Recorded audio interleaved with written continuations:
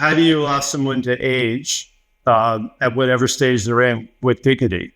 And the fact is the vast majority of products that are on the market in this kind of medical alert space are things you have to wear around your neck. And you have to wear them outside your clothes if you want them to work properly in many cases. So you're dealing with a stigmatization issue. You're dealing with a potential targeting issue, having to feel like you're old, then you put that on. And so, not surprisingly, many people don't wear them regularly. And so a watch is something people are going to wear regularly. They can, if they want to, they can cover their sleeve with it. No one needs to know that they're wearing a medical alert device. We believe that you are strong by design, and you were made in God's image to have a strong body, mind, and spirit. You're listening to the #1 Strength and Health Authority podcast in the world. So let's get ready to unlock your potential and transform your life in today's episode. Hi, and welcome back to the Strong by Design podcast. I am your host today, Coach Tanya Fines, and I'm joined today by Richard Hirsch. Welcome to the show, Richard. Well, thank you. It's a pleasure to be here. Thank you. Well, it's a pleasure to have you here. I'm really looking forward to our conversation today. Now, before we get going, I just want to tell our listeners a little bit about you, Richard, because you've got a very impressive bio. You have been involved in the medical alert system industry for about 5 years, initially as the Chief Marketing Officer of Connect America, which is the nation's largest medical alert provider. And now you are the Chief Marketing Officer of, is it UnaliWear? Am I saying that properly? Yeah, as you would say, YouTube, UnaliWear. That's correct. UnaliWear, okay. And you get that is they are the makers of the most innovative medical alert system in the industry. So I think this is a topic today that's really going to hit home, I think, with a lot of our listeners who have probably maybe aging parents or are responsible for caretaking either elderly family members or even neighbors or friends. So I would ask you all to pull up a chair, grab a cup of coffee, and join us for this conversation. So again, welcome to the show, Richard. Well, thank you. It's a pleasure to be here. Thank you. So tell us a little bit about how you got involved in this industry, like how you got on board with all of this. So like a lot of people that are listening or watching this, I have an aging parent and my wife has 2 aging parents. And so this is really something that kind of hits home. Anybody who's dealing with older adult or older adults in their family, mid 60s, 70s, 80s, and above, you're dealing with someone that is going through, issues that are starting to change how they can live their life, but they also want to remain, in many cases, fiercely independent. And so finding a way to balance the desire to age in place and maintain the life that they want to maintain, while still giving the peace of mind and security for themselves and for their family in case issues arrive that they probably wouldn't have thought about, 10 years earlier. It is finding that balance so that everyone feels like they can sleep at night, quite frankly, and everyone feels like there's a way to maintain someone's sense of security is really what we're in the business for. Right. Well, I love that. And in your experience, would you say that, you mentioned how it sometimes creeps up unexpectedly. In your experience in this industry, do you find that those in need of the medical alert, that it kind of creeps up on them unexpectedly? I have elderly family members, and a common phrase is that while their body's getting older, they still feel like they're in their 30s and 40s. So all of a sudden they go to do something that they've done for a long time and they either struggle with it or they find it more difficult. So would you say that that's a fair assessment, that it also creeps up kind of unexpectedly on those that need it? Yeah, I think it's a combination. So certainly, Tanya, that is definitely one scenario. The other scenario is that, a husband and wife have been together for 30 or 40 years and one of them passes away. And now someone is by themselves for the first time in decades and having to manage a whole bunch of responsibilities that maybe they weren't focused on or had to be responsible for. Their entire way they interact with life changes. And so how do you ensure that isn't so overwhelming when it's naturally going to be overwhelming, but how do you help take some of the pressure off both themselves as well as the people that love and care for them in a way that's as discreet and unintrusive as possible while giving them the protection that they need, in case, they have issues. And the nice thing about our product, I mean, I'm wearing it now, it's the Kanega Watch, is that, basically on your wrist, you have someone who knows you can talk to through the watch, who knows who you are, who knows where you are, and has all your emergency contacts and all your medical information, and can speak to you through the watch for either major emergencies or minor emergencies, or if you're not responsive, can get you the help you need through either emergency contacts or by directly dispatching EMS to your GPS location. So it's kind of like having a 24/7 concierge on your wrist that you can speak to, who knows all about you. And for a lot of people, that's incredibly comforting. Yeah, absolutely. I love the sound of that. I mean, first of all, the simplicity. I don't mean simple as in the technology, but in the user friendliness of it and the security that it provides. So with that, though, what I wanted to go back and ask, when creating the design for this and coming up with the technology and how it was going to be utilized, worn, used, all of those things, how important was the element of trying to look for the words here. How important was the element of that sort of respect, or making sure the last thing aging people want to feel is old? They don't want to be made to feel like they can't take care of themselves, or like they need things because they're too old to do it. So how important was that in creating the product? Yeah, Tonya, I think the word you're looking for is dignity. Yes, thank you. Right? Yes. Yeah. How do you allow someone to age at whatever stage they're in with dignity? And the fact is the vast majority of products that are on the market in this kind of medical alert space are things you have to wear around your neck, and you have to wear them outside your clothes if you want them to work properly in many cases. So you're dealing with a stigmatization issue. You're dealing with a potential targeting issue.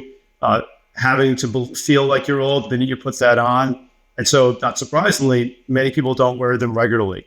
And so a watch is something people are going to wear regularly. They can, if they want to, they can cover their sleeve with it. No one needs to know that they're wearing a medical alert device. And this industry has really been stigmatized by the, I've fallen and can't get up tagline, which is a great tagline. I mean, it resonates because it really touches on one of the great fears that people have. But on the flip side, if you're, under 60 and you hear that, it's kind of like a late night comedy, show meme joke. But if you're 65, 70 or older, you're horrified by that because you don't want to be that person. And in this day and age, with the advancement of technology, you don't have to be that person. And you don't have to make a trade-off between stigmatization and safety. You can have both. You can have both safety and non-stigmatization. And that's really what we're going for. I love that. And I think anybody listening that is either getting older themselves or has aging individuals, like aging parents, friends, family that they're helping take care of, are really relieved to hear that. I know, like, just for myself, hearing that, it's like, okay, because we can't, we are all aging, all of us, those of us that are 20, it doesn't matter. You're at some point in your life, you're going to hit that curve where things change. You might move a little slower, things might become more difficult, and just the comfort in knowing that there are tools and resources available that don't make you look or feel older than you maybe already, feel yourself. Because I totally agree. There's a lot of things out there that just, I don't know the nice way to say it, but you just look at them and think, oh, like, why does it have to be such an obvious, like, old person, elderly senior apparatus? Why can't it be like the watch you're wearing doesn't look a whole lot different than an Apple Watch, to be honest, which is cool. I mean, the watches are cool. So if we can come up with the technology that is cool, I think that's wonderful. So with that being said, though, why wouldn't people just get an Apple Watch for their loved one? Yeah, it's a great question. I mean, Apple is a great company. They've made great products. Our founder sold one of our last two companies to Apple, so we're well aware of, what they can do. But the Apple Watch is definitely complicated to set up and complicated to use. I mean, one of the issues is that as people get older, they lose the ability to operate touchscreens. Their fingers get dehydrated and the screens won't recognize the touching. That's true on a big cell phone or even on an iPad.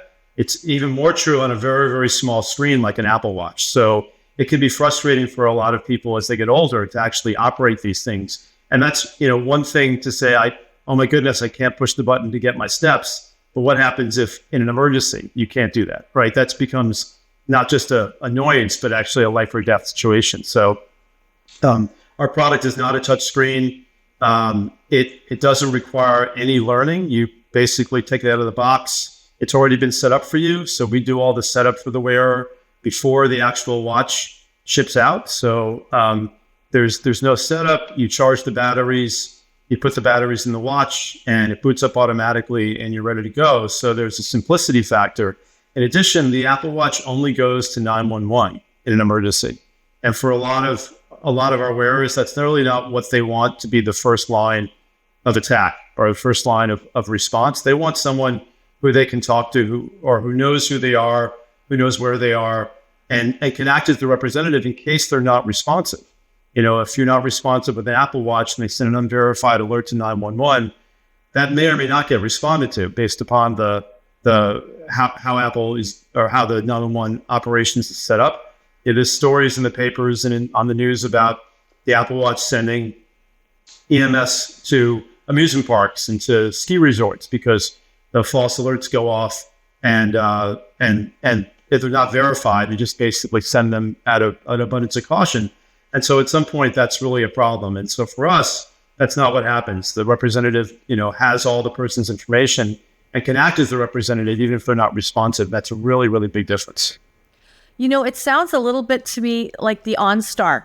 I remember back when I bought my first, I bought a Tundra pickup back in, this is a long time ago. And OnStar was the new thing. And that's what it did. It had all your information. So it sounds a little similar in that you talk to somebody, and if all of a sudden you go dark or something happens, they know where you are and will send people to you. It's funny. We did initially in the focus groups, going back a number of years, maybe people referred to this as the OnStar, for people. So you hit it perfectly. The other thing, just circling back to the Apple Watch, is you have to take that off every 18 hours to charge, right? This you never take off. It comes with very simple to remove and to change custom lithium rechargeable batteries. And it comes with 4 batteries, 2 go in the watch and 2 go in the charger that the watch comes with. So you never take the watch off to charge. You swap out the batteries. And that's a really, really important point because a lot of this is behavior modification.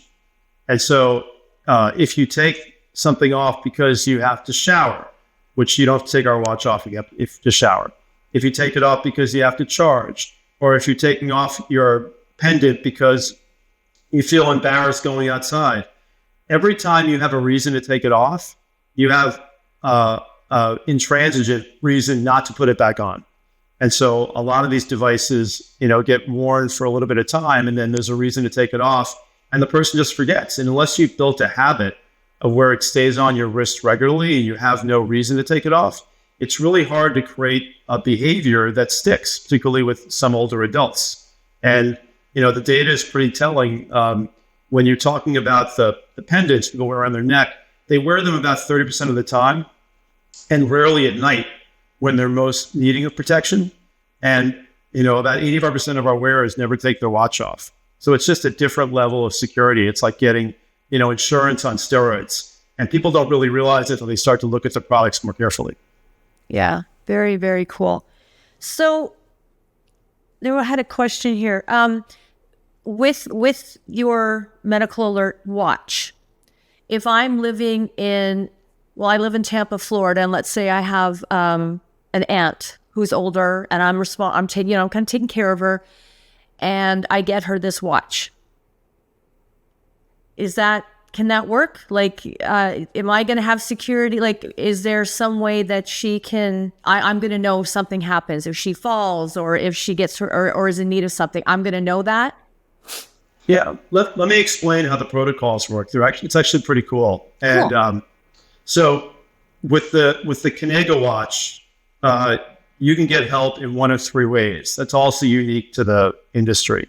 So fall detection, which automatically happens. So your aunt falls, the watch detects the fall, and the watch is really, really good at detecting falls and also identifying what's a fall and just what's an odd movement. I'll get into that in a second, but that's an interesting side point to discuss as well. So there's fall detection. There's voice activation. So she can use her voice to ask for help, but the watch will recognize that and connect to the monitoring center. It's a 24/7, 365 US-based monitoring center, just as a sidebar. Or she can just, what most people think about is I push a button and I get help. So we're button activated, voice activated, as well as fall detection activated. And that's really unique to the industry. And then if any of those alerts, Tanya, will go to that monitoring center. And the alert goes to that center and it goes to an agent. And the agent has all the wearer's information pop up on their screen. And the first thing the agent's going to try to do is speak to your aunt, through the watch. UnaliWear emergency response, how can we help you? If she is conscious, she can direct whatever care she needs. I mean, we've had people who use the watch to talk to the monitoring center to say, call my daughter and have her come over and get the blankets from the top of the closet because I don't want to shimmy up a step stool and I'm cold. And perfectly valid reason to use it. Or I've fallen, I don't need EMS, but have them call my friend and have them over and help me up off the floor. Any one of those things, right? They can do. So the nice thing is that for a lot of older adults and the people that are listening and are watching this can probably nod their head in this, they feel they get one of these devices and they're going to mistakenly push something and EMS is going to show up outside their door in 2 minutes. And they're going to be so embarrassed they didn't really need it. We hear this all the time. And this is really different, right? You're in control if you are responsive, if you're conscious. You can just talk through the watch and tell them what you need. It's only if you're not responsive that then they'll try you initially on your primary phone number that you'll provide us as well, because you provide us with information that we use to set the watch up before it goes out to the wearer. Or if they can't reach the person there, they'll try the first emergency contact. Now, generally, that's someone who lives within close proximity to the wearer. So it might be like your aunt might have a friend or a neighbor or even a relative who lives nearby. They'd be called first. And by the way, the monitoring center agent, they always call out from the same phone number, which means that everyone can put it in their contact list to know it's not spam, which is super important these days. So you know to pick up. And so the agent will say, hey, we tried to reach your aunt, wherever the wearer is, through their watch, through their phone, they're not responding. Here's their GPS location. Are you nearby? Can you do a well check? And if you can do a well check, they'll wait. And if you can't, then they can dispatch EMS to the wearer's GPS location. That's true whether they're at home, they're out shopping, or they're in Alaska.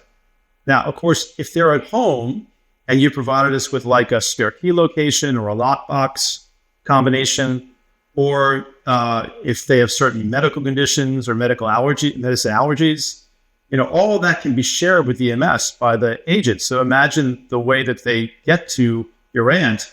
When they get there, it's much faster to get to her. It's not just breaking down the door and then dealing with someone they have no idea who it is. They know a lot about her. And so that provides a lot more comfort. And then, of course, if that takes place, then the monitoring center agent calls every emergency contact on the list and knows what happens. They inform the family as well. So it's really kind of a 360 circular concierge service, really. It is. So it is. Which was amazing. Yeah. And you compare that to 911. No disrespect to 911, but no. The nice thing is, again, this service, the agent is dispatching EMS and accessing the same network as 911. So it's not like a second step. Generally, it's right. They're saying your aunt is here, and so here's the closest available ambulance for EMS service to here, and then they dispatch that. I love that. I love that. It's like, because it's like you've honed in. It's very specific to this population, or the people that are in need of it for that population. So I wanted to ask, besides, and I'm gonna make this sound very generic, I'm painting with a broad brush. But other than, like, because you've talked a lot about what, like with medical alert and your technology specifically, but in the medical alert industry, besides products and services that are designed for like getting help to people, what don't we know about the medical alert industry? What else should we know? Because I'm sure there's people thinking, okay, well, I've got, dad's getting older, mom's getting older. I need to start thinking about these things. What are some really useful, helpful bits of knowledge that we need to know about the medical alert industry when looking ahead at having to care for aging friends or family? Yeah, that's a great question, Tanya. I mean, I could go on a long time about all the differences and what to think about. I'll focus on a couple. One is that the challenge with these devices in general is that almost all of them only connect through a cellular connection. Kind of like your phone, right? Your cell phone. Ours does as well. It connects through Verizon. So we use a Verizon data plan. It's actually on the watch. And that's fine when you're outside and you're traveling, because cellular service is readily available. But people don't really think about how small these devices are. And so the cellular antenna is also smaller. And so the challenge is, when the vast majority of times when you're going to need help from a device like this, the wearer is going to be at home. Well, that's probably the worst place to expect to get cellular service. I mean, I don't know, when I come home, the first thing I do is I switch my phone onto Wi-Fi, right? Because cellular signals can be spotty, it can drop, maybe no connection at all, which is an annoyance if you're just trying to make a phone call. But in an emergency, that's life or death. So we're one of the only ones I know in the industry that collect the wearer's home Wi-Fi information before the watch ships out. And we add those credentials, the name of the Wi-Fi and the password. We add those credentials to the watch so that when they're home, it connects automatically through their home Wi-Fi. When they leave their house, it switches to Verizon. It's not a point people focus on until they actually get one of these devices and they discover it doesn't work in their shower or in their internal bathroom, with ceilings and load-bearing walls. They get a medical alert device that only runs on cellular, and it doesn't work in their shower. It doesn't work, when they're 2 feet away from their bay window. It doesn't work in their basement. Like, all the things you can think of where there's challenges with cellular connectivity, but it has to work in their home, and it has to work all the time. And the Wi-Fi provides a much more stronger layer of protection to ensure that actually takes place. Okay, excellent. Got it. Now, over the years, because I can remember, I think it was in the 80s, the commercials with "I've fallen and I can't get up." And that's when I really remember it becoming like, wow, this is, the face of that has kind of changed. The nature of it changed. How much over the years has medical alert industry evolved? I mean, not a lot, right? There's still mostly these pendants. It's a very commoditized space, so the challenge people have, and we get this all the time, people call up to our customer success team and they say, "I just have a question," because they know that the vast majority of times they're going to be held on the phone, almost, be held on the phone and not be allowed to get off, because they're very aggressive sales tactics in this industry. And because if the products are all the same, they want you to buy from them, because they know if you hang up and call somebody else, you'll just buy from somebody else because they're identical products. And so there has not been a lot of evolution. This is really the most advanced product on the market in the medical alert space. And it's the only one that's actually been designed with the help of the people that are actually wearing it. So this has gone through hundreds of focus groups, in-home testing. And most importantly, this was designed and developed with the help of the founder's mom, who was turning 80 and wouldn't wear any of the traditional medical alert devices. So it's got a really good story, it's kind of like an origin story. And so the mom was literally the senior experience officer for the company, until she passed away, and everything had to pass through her. And so you have things that other companies wouldn't think about, like the time shows very large white on black lettering. Because if you have macular degeneration or some amount of it, hard to see color. Another difference with the Apple Watch, right? And so the batteries are easy to remove. They're not like these little silver batteries you would think about from hearing aids. They're easy to handle even if you have limited dexterity. Like, it's just thoughtfully designed with the help of the audience that actually is going to wear it. That's kind of mind-blowing in this industry. They don't think about that. I was just going to say, where where if you're somebody that is evidence-based or wants evidence-based, or what the data shows, the data has to be relevant to who's going to be using it. Otherwise, I mean, to have a bunch of 30 or 40-year-olds or even 50-year-olds maybe, testing out this product, is how relevant is that to someone in their 80s? Or, I mean, because now, considering too that the time that we live in, people are living longer because, with education and science, we know ways to take better care of ourselves. Our, healthcare, medicine, all of these things have grown over the years, have evolved. So people are living longer. And they're living a greater quality of life longer than, many, many, many years ago. So having the relevant audience actually use and test it is pretty phenomenal. Yeah. The other thing that I agree entirely. The other thing I would focus on is that I touched on this briefly before. Most people, the biggest feature they're looking for is fall detection. That's the one you're focused on with your aunt, right? Right. And that's why I Fall and I Can't Get Up is such a powerful tagline, right? Kudos to the company that did that. But so it's meaningful, it resonates. But the challenge is that fall detection is really hard to do. To detect a fall and not to go off all the time for non-falls. Finding that balance is really hard. Yeah, and talk about that. Well, yeah. So I mean, the industry has based their fall detection historically on fake falls, because there's no data of what a fall looks like. So it's simulated falls, lab falls. They hired younger people to fake fall, and then created the model, the predictive model around that. And it's a static model; it doesn't change, right? That really is not. Think about how someone in their 30s falls and how your aunt might fall. They're two totally different things. And people want to test the fall detection and they hold it above their head and they drop it on the bed. Your aunt is never going to fall that way. So if you go off for all those other reasons, you're not buying fall detection. You're buying motion detection.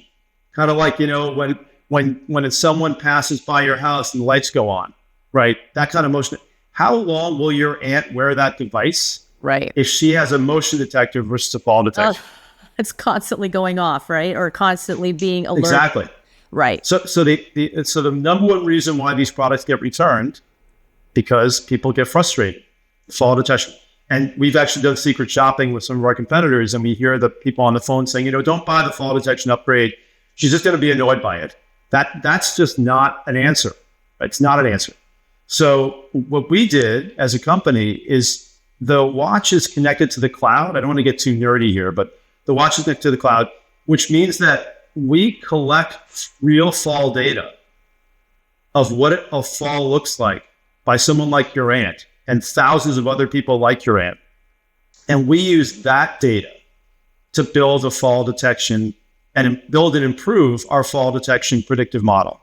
So what that means is that, and also if the fall detection on our watch, if that alert system goes off and your aunt didn't fall, she just needs to push the button on the watch. There's only one button, super simple, and everything stops. But we also record that, because now we're like, oh, wait a second. We asked your aunt if she fell, she didn't fall. So we're going to take that data and inform how we talk to her, how we alert her in the future, right? So there's kind of a micro benefit as well as the macro benefit of, we collect all this data and we're able to actually make a much more accurate fall detection predictive model. And not only that, but we can also, which we do regularly, we push updates to every watch at no cost to the wearers as we build more and more data, as we collect more and more data. And we know more and more of what a fall actually looks like on the wrist and what a fall doesn't look like, all the watches get smarter over time. Right. So that's how you create fall detection. You don't do it as a static model on fake falls, because that's just motion detection. Right. And that's a huge differentiator. Right. And you need to know a fall versus a trip or a stumble, or just simply drop the watch or whatever, bumped into something. So with the watch, what is the life expectancy? Because I don't know what kind of phone you use. I use Apple. I mean, I'm invested in Apple with everything. But I swear the phones are made to last about 18 months to 2 years, because at 2 years, I need to get a new phone no matter what. I'm very careful with my things, but it seems like it's just that's sort of when its time is up. So for those listening, wondering like, okay, so I invest in this, but how often am I going to have to be buying a new one? Yeah, it's really rare. A couple of reasons. One is that you're wearing this on your wrist, and so the act of wearing on the wrist actually keeps it fairly protected, right? It anchors to your wrist, and so it's hard to have an issue with the watch in terms of breakage that way.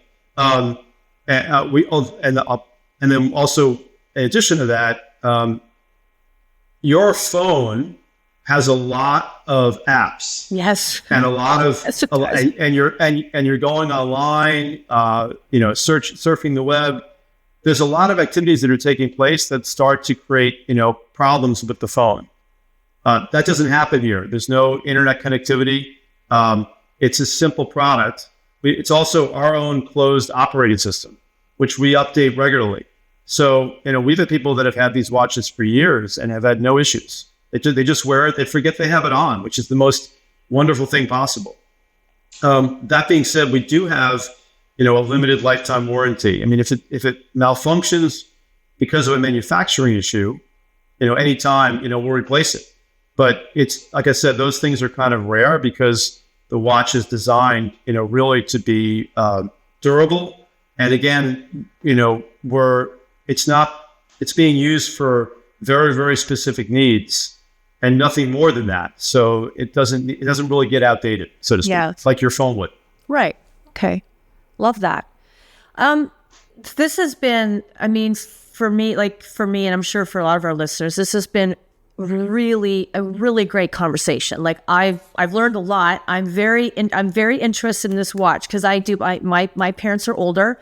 And it's something that is at the point that I'm at in my life, it's very relevant. It's something that my siblings and I think about, mom and dad getting older and, there's too many steps in the house, or somebody's got to be, somebody needs to be available to help with the big heavy things, when a new TV is ordered or just moving things around. And it becomes a part of our life.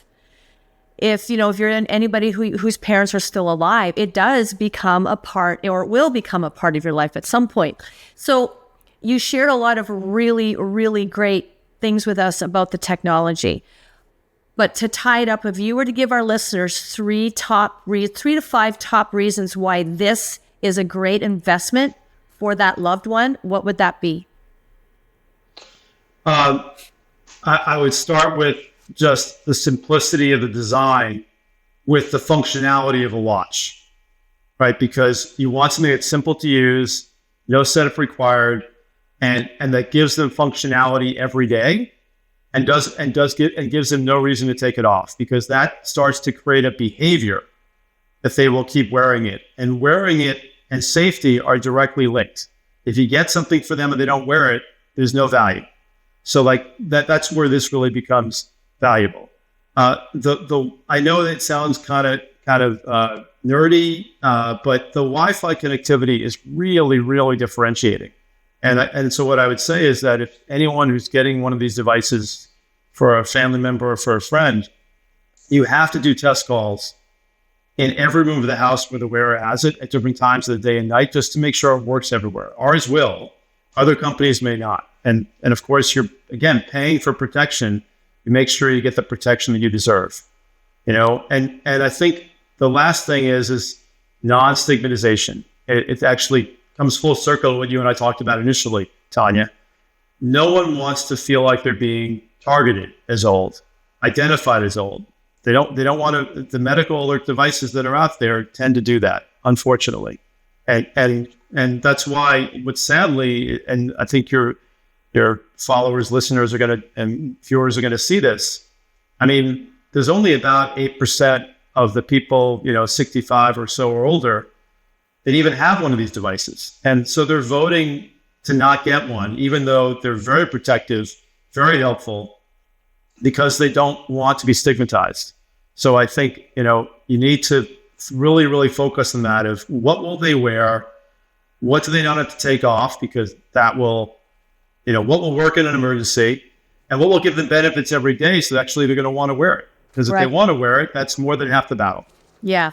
That is. And I love what you guys have, I love what you've created. I love the technology. I love the fact that it's a watch. So it's not some big clunky thing, or it's not something that screams, I'm old, I'm old and I need help. I love that. I love that it looks like an Apple Watch. And I love the specificity of it, as along with how simple it is, really, because it's really just, you've really zeroed in on that population and what the need is, and addressing it very effortlessly and very efficiently. I think that's, great peace of mind for a lot of people.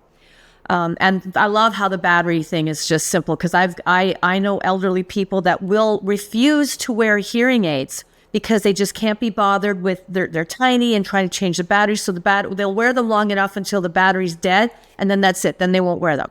So then there's that concern, like, well, what if something's, I'm banging on the door, and what if they've fallen and I can't get in and they can't hear me? So I love how it really feels like you guys have thought of everything. It's funny. Audience specific. I would agree. Circling back, the story I was telling you about the woman who used the watch to call the monitoring center to have their daughter come over to get the blankets from top of the closet. That actually happened. And that's part of, our company lore. But what's interesting is that the call that we got after that from the daughter, almost in tears, saying how the fact that she now knows her mom is wearing and using the watch, she can sleep at night. And she said, you gave me back the gift of sleep. Like, how do you not want to get up in the morning and just come to work? Exactly. Right? Because you're helping the woman who's by herself at home, second floor of her house, has no idea where her phone is. A lot of older adults have no idea where their phone is most of the time. Yeah. I don't know. I don't know where it's happening. Yeah, exactly, right? So the fact, right. So she gets this benefit, and the daughter is then completely happy to know that she's protected, and she doesn't have to worry that she's taken it off. She has a sense of calm and security that only we can give her, and we're quite proud of that fact. Well, yeah, because it's not, now you're serving two different audiences. You're serving, we always are, that need it for they need it, and the other ones that need it, for the peace of mind and just being able to relax back into life, knowing that mom, dad, Aunt Sophie, there's that safety net there. There's that security that if something happens or if they need something, it's available, and it's available now. It's funny you bring that up. It's really quite insightful, because when we finish, we do an onboarding call, like a personal onboarding call with every wearer. A couple of days after they start wearing the watch, we want to talk to them, want to make sure they're happy. We can actually make adjustments remotely to the various features of the watch without them having to do anything, just by asking for them. So it's a very, kind of white glove experience. But at the end, and sometimes it's just with the wearer, sometimes it's the wearer, it's three relatives that are on the phone as well, because, it's the care circle as well as the wearer. And the last line we say is, we really hope that the Kanega Watch gives you and your family the peace of mind you deserve. You deserve that peace of mind. Other companies will not give it to you, and we will. That's our ultimate goal. And that's also for the wearer, but also for the entire care circle. You deserve peace of mind, and we hope that the Kanega Watch gives you that peace of mind, because that is our ultimate goal. Love it. Love it. I really thank you so much for making time out of your busy schedule to be on the show. I love this technology. I love what it offers. I love how it serves. So before we say the official goodbye, can you we'll include it in the show notes, but can you tell our listening audience where they can find you and where they can find out more about the watch?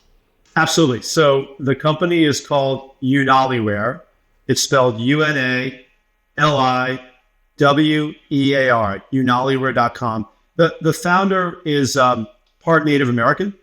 And so in Cherokee, Unali means friend, and Kanega means speak. So we're the friend that speaks to you. So that's why those terms are used. So UnaliWear, UnaliWear, UnaliWear.com. And in addition, we have a pretty robust and active YouTube channel.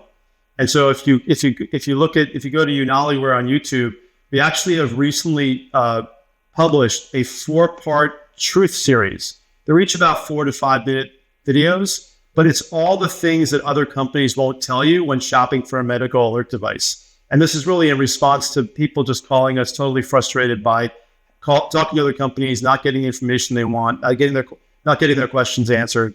And so our goal was trying to ensure that wasn't the case. And so they're really simple videos. They give a lot of great information, and we really hope that they add value and they simplify the process for people that are shopping for a medical alert device for themselves. Right. And sharing loved one. Fantastic. Well, that is wonderful. Okay, so we will include that in the show notes, so in case you're driving, listening to this. But again, Richard, thank you so much for coming on the show. It was an absolute pleasure. Yeah, thank you so much. And thank you for tuning in and listening and joining our conversation today. Please share this podcast with someone that you know. I mean, this is tremendous technology. This is a tremendous way to serve an aging population with dignity and giving both audiences peace of mind. Don't forget to give us a 5-star review. I am Coach Tanya with Richard Hirsch saying goodbye, and I will talk to you soon. Take care, everybody. Thank you so much for listening to the Strong by Design podcast. If you found value in today's episode, please subscribe so that more people can find out about our show. Plus, you don't want to miss any future episodes with the amazing guests and topics we have lined up for you.